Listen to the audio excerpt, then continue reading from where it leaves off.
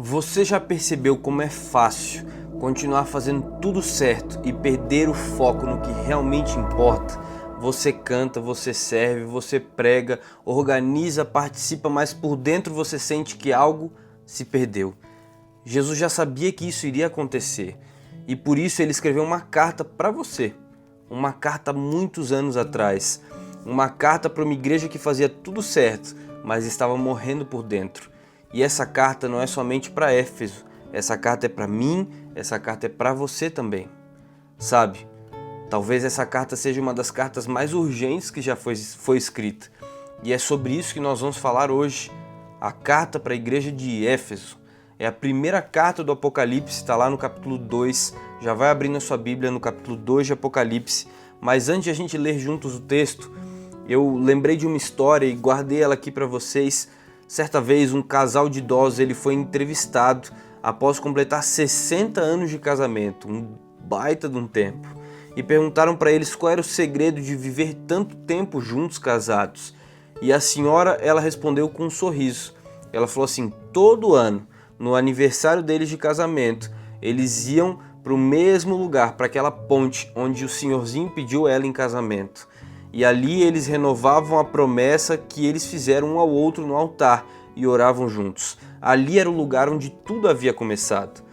Então ela complementou. Ela falou assim, no dia que eu esquecer isso, esquecer o que nós vivemos ali, talvez eu esqueça também porque é que eu continuo do lado dele. Essa história é simples, mas ela lembra pra gente que o amor ele precisa ser constantemente lembrado, alimentado e renovado. Caso contrário, mesmo que pareça estar tudo no lugar, por dentro a gente já pode ter morrido. E é aí que começa o perigo, o problema de tudo. Mas sabe, vamos ler juntos a carta à igreja de Éfeso e ver quais são as lições que Deus quer nos dar, as mesmas que Ele deu para aquela igreja, que é que nós aprendamos hoje também.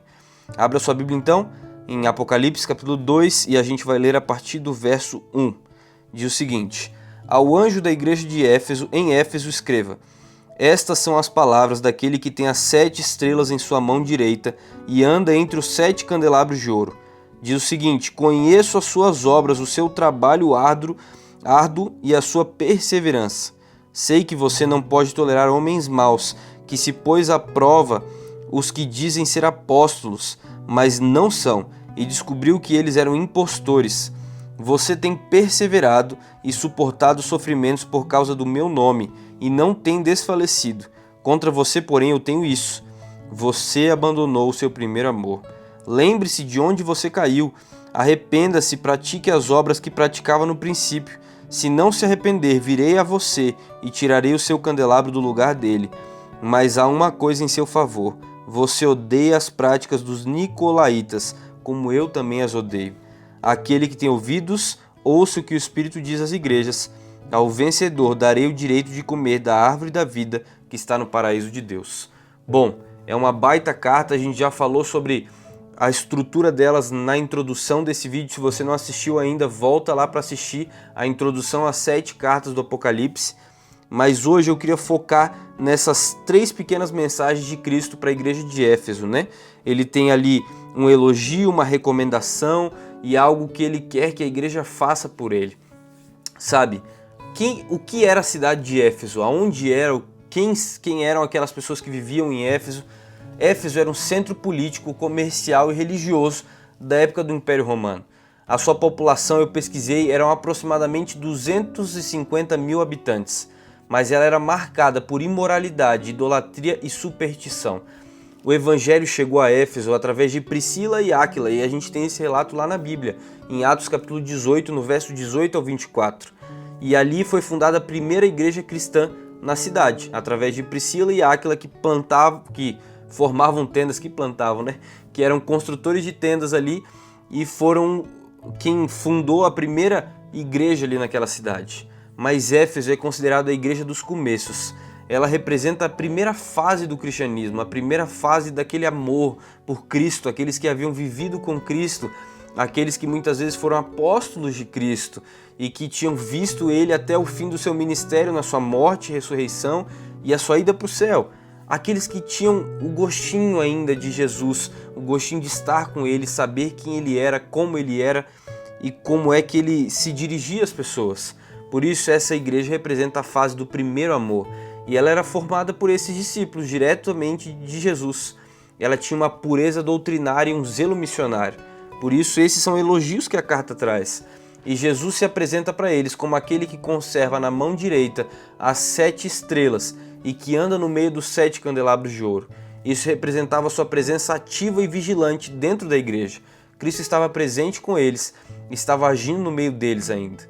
E quais são os elogios de Cristo? Os elogios de Cristo a eles são os seguintes: fidelidade e perseverança. Eles resistiram à perseguição em meio à idolatria. Eles eram resistentes a essa idolatria que estava consumindo ao redor deles. E eles eram firmes na defesa da verdade e nas suas obras. Mas eles também não toleravam os falsos apóstolos e se mantinham firmes à doutrina original que Cristo havia deixado pessoalmente para eles. Isso eles faziam muito bem. Mas aí Cristo vem com a repreensão, o amor que eles haviam abandonado. Ele fala o seguinte: eu tenho contra ti o amor que você abandonou, porque você abandonou o seu primeiro amor. E essa frase é a mais impactante da carta. Porque eles faziam o que era certo, mas sem paixão. Eles tinham amor por Cristo. Na verdade, eles tinham amor por Cristo que estava se apagando, e o amor pelos outros irmãos estava se apagando ainda mais rápido. Por isso, o que Cristo está falando é que uma obra sem calor, sem graça, sem uma relação viva com Cristo não faz sentido. É um amor vazio, ele não faz sentido nesse momento. E aqui, Cristo, a gente pode comparar essa fala de Cristo com outro texto na Bíblia, lá de Jeremias, capítulo 2, o verso 2, que diz que eu lembro-me da tua afeição quando você era jovem. O que Deus está falando através de Jeremias nesse texto? Eu lembro de como você era quando era jovem. Cristo fala basicamente a mesma coisa. Eu lembro de como você era apaixonado por mim quando eu ainda estava entre vocês. Mas tal como Israel antes do exílio, eles perderam o coração da fé, eles perderam o centro, o foco da fé. Eles tinham obras mortas, eles tinham amor que não fazia sentido. Por isso Cristo dá para eles um conselho. Ele diz o seguinte: volte à memória do que era viver apaixonado por Cristo. E aqui a gente aprende que relembrar aquele primeiro amor, aquela primeira paixão, é o primeiro passo da restauração. Você se lembra ainda do momento que você se apaixonou por Jesus? Você se lembra do momento que você começou a estudar a Bíblia e aquilo começou a brilhar nos seus olhos? Você se lembra talvez daquele momento que você entrou para uma igreja pela primeira vez e você se apaixonou por aquela doutrina, por aqueles princípios, por aquelas pessoas?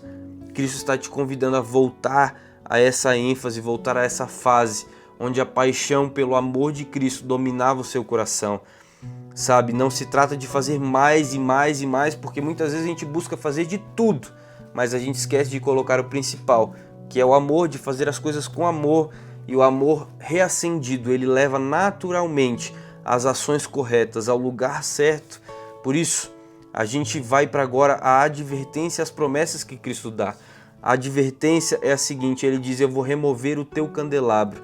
Se a luz da igreja ali no santuário, no templo, não for de amor, ela deixa de iluminar. Não faz mais sentido ter um candelabro se ele não ilumina, ele fica apenas uma peça de decoração, uma peça sem sentido. E o amor que não ilumina, o amor que não é contagiado por Cristo, ele é sem sentido. É uma peça de museu, talvez. E a promessa que Cristo fala é: se vocês voltarem ao primeiro amor, eu vou dar para vocês o direito de comer da árvore da vida. O que é esse direito?